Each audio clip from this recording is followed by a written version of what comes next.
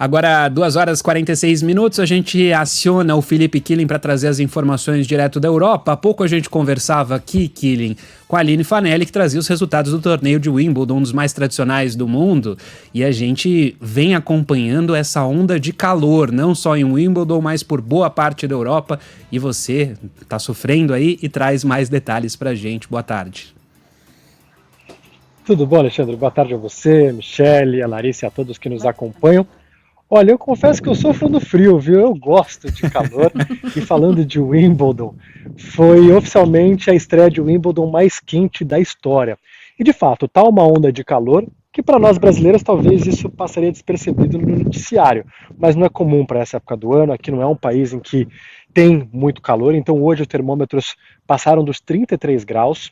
E se passasse dos 35,6 seria o junho mais quente da história, o dia desse mês mais quente da história, mas mesmo assim está no top 5. E é um calor que chega muito no começo do verão. Normalmente a gente tem ondas de calor por aqui na metade de julho, começo de agosto. Não é um país preparado, então todas as casas têm aquecedor, mas não tem ar-condicionado. Todos os estabelecimentos comerciais têm aquecedor, mas não tem ar-condicionado. O transporte público muitas vezes também não tem uma ventilação adequada. E na Europa continental a situação é ainda mais complicada. A França colocou 84 regiões em estado de alerta. Marselha, no sul do país, abriu as piscinas públicas de graça para o pessoal se refrescar. E aí no sul da Espanha a situação realmente foi muito quente ontem. A cidade de El Granado, que fica perto de Sevilha, passou dos 46 graus, o dia de junho mais quente da história da Espanha. E a região central de Portugal, 46,6 graus. Eles estão chamando aqui de domo do calor, que é quando esse calor ele funciona como se fosse um forno de pizza, em que tem uma pressão atmosférica, o calor não consegue sair, e também massa de ar fria que vem do norte não consegue penetrar. Então, hoje e amanhã a gente vai ter dias muito quentes, ontem também já foi um dia muito quente, a partir daí as temperaturas começam a cair.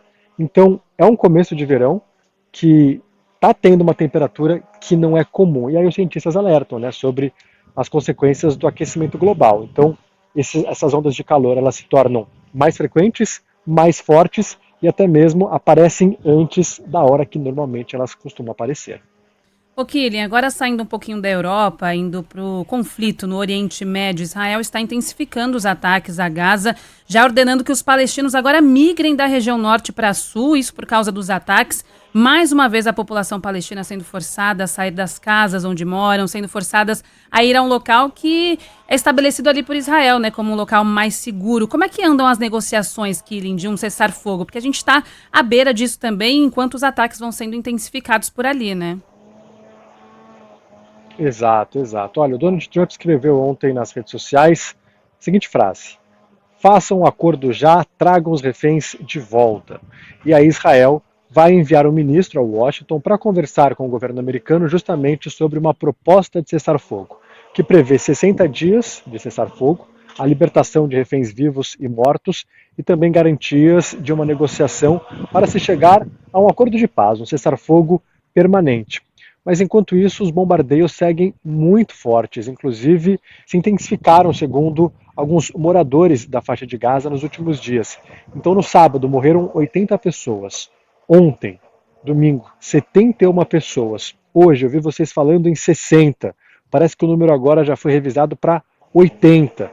Então realmente são muitas pessoas morrendo e pessoas que não têm nada a ver com essa guerra entre Hamas e Israel, que nem é mais uma guerra, acaba sendo um massacre porque você acaba bombardeando áreas em que o próprio exército de Israel designa como área segura. Inclusive no final de semana, 3 pessoas morreram numa área que teoricamente seria área segura.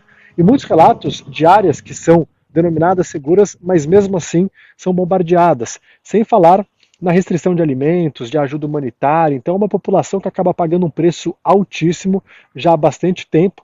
E tem uma esperança no fim do túnel de um acordo. Tomara que a gente consiga ver a evolução desse acordo, mas a gente sabe que ele é delicado, envolve questões políticas, parte do governo de Benjamin Netanyahu é contra um cessar-fogo e é uma parte ultra-radical que dá sustentação para o governo. Sem essa galera, ele perde a maioria no parlamento. Então tem outras questões envolvidas também. tomara que as coisas realmente avancem até o fim dessa semana, começo da semana que vem. Certamente, a gente vai voltar a falar sobre isso ainda durante essa semana, na expectativa pelo um cessar-fogo. E Killing, ainda falando do calorão na Europa, a gente vai te ver mais assim, né, de camiseta nas próximas entradas. Killing que normalmente vem com aquele casacão ali todo encapotado, mas agora aí tá um pouquinho mais livre, mas o calor realmente intenso. A gente fala assim, brinca, mas realmente o calor fica intenso e é horrível, né? Acaba prejudicando muita gente, muita população, né? E não é só isso também, Exato, né? A gente... destaque... Oi, pode complementar, Killing. Fala, Mi. Não, que eu tava falando que a gente fala muito do frio aqui. Esses dias a gente falou muito com essa onda de frio, que o frio mata e de fato mata. Aí eu tava até fazendo umas pesquisas, o frio ainda mata, segundo alguns estudos, sei lá, 10 vezes mais do que o calor.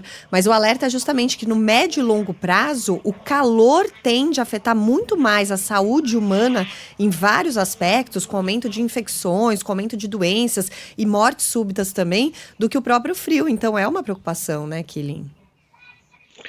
Exato, e não é um continente preparado para o calor. Então as casas aqui, elas são realmente com uma parede grossa. Então você tem uma pessoa idosa em casa, um calor muito quente, às vezes a pessoa não consegue se locomover, não consegue ir até a geladeira, pega uma água, não consegue ligar para alguém e infelizmente acaba morrendo. Bebês, né? Eu tenho uma bebezinha de 1 ano, a gente coloca ela para dormir, a gente meio que tenta adivinhar, será que está muito calor? Coloca um ventilador, abre a janela, pessoas com doenças pré-existentes.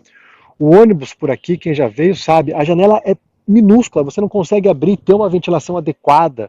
Vários estabelecimentos comerciais são assim, e é uma população que não é acostumada. Então, às vezes eu vejo matérias aí no Brasil, né, quando faz frio, 0 grau, -1, um pouquinho de neve, tem uma cobertura da imprensa, mandam repórteres para a zona de frio. Aqui é o inverso, né? Então tá um pouquinho o calor, manda o repórter para a rua, tá lá, olha, realmente tá quente, e vem com dicas, né? Vamos se hidratar, passa protetor solar, essas coisas que a gente que é do Brasil já conhece. Exatamente, né, Killing? Mas a gente vai ainda falar muito sobre isso. Tomara que essa onda de calor não permaneça muito intensa durante muitos dias por aí na Europa. A gente volta a se falar então na quarta-feira, né, Killing? Combinado. Quarta-feira estou de volta. Valeu, até mais. Bom trabalho.